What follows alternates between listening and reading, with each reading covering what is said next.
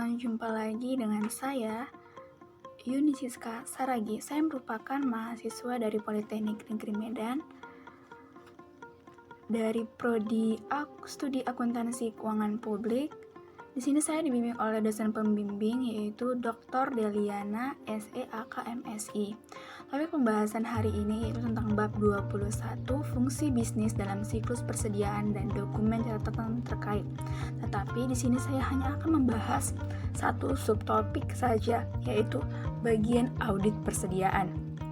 Teman-teman, tujuan audit dari siklus persediaan dan pergudangan adalah untuk menyediakan kepastian bahwa laporan keuangan tersebut itu telah diperhitungkan secara wajar atas persediaan bahan baku, barang dalam proses, barang jadi, dan harga pokok penjualan. Lalu, kita akan mempelajari audit siklus persediaan dan pergudangan dapat dibagi menjadi 5 aktivitas yang berbeda dalam siklusnya. Nah, yang pertama kita akan membahas tentang mengakuisisi dan mencatat bahan baku, tenaga kerja, dan overhead. Terdapat 3 fungsi utama audit dalam aktivitas ini, mencakup proses pemesanan pembelian, penerimaan bahan baku, dan penyimpanan bahan baku.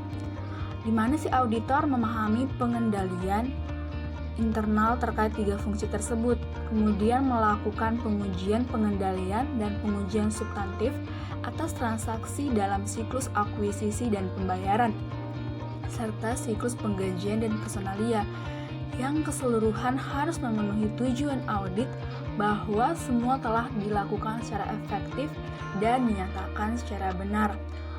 Selanjutnya kita ke siklus yang kedua. Ya, siklus aktivitas yang kedua itu adalah mentransfer secara internal aset dan biaya, di mana hal ini terkait dengan memproses barang dan menyimpan barang jadi, teman-teman. Klien di sini memperhitungkan dalam catatan akuntansi biaya independen dan diuji sebagai bagian dari siklus persediaan dan pergudangan. Lalu aktivitas yang ketiga adalah mengirimkan barang dan mencatat pendapatan secara benar, ya kan? Di sini itu auditor harus memahami dan menguji pengendalian internal terhadap pencatatan dan pengiriman sebagai bagian dari siklus audit tersebut. Lalu kita ke aktivitas yang keempat. Aktivitas keempat ini itu adalah mengamati persediaan secara fisik. Pemeriksaan fisik ini merupakan salah satu bukti audit yang penting, teman-teman, di mana si auditor harus mengamati klien yang melakukan perhitungan fisik untuk menentukan persediaan yang tercatat benar ada pada tanggal neraca yang telah dihitung secara benar. Lalu kita ke aktivitas yang kelima. Nah, di sini aktivitas yang kelima adalah menetapkan harga dan mengkompilasi persediaan.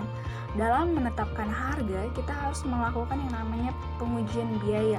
Nah, di mana pengujian biaya ini digunakan untuk menilai persediaan harus diuji untuk menentukan klien telah mengikuti secara benar itu metode persediaan dan sesuai dengan PABU. Nah, PABU ini adalah prinsip akuntansi berlaku umum. Lalu ada mengkompilasi persediaan. Nah, dalam mengkompilasi persediaan harus juga dilakukan yang namanya pengujian.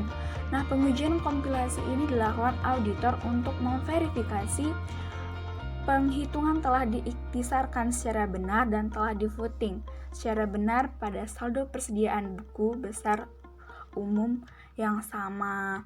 Nah, demikian adalah bagian audit persediaan yang telah saya jelaskan. Ya, teman-teman, semoga bermanfaat dari 5 aktivitas yang berbeda dari siklus tersebut. Terima kasih telah menonton video ini.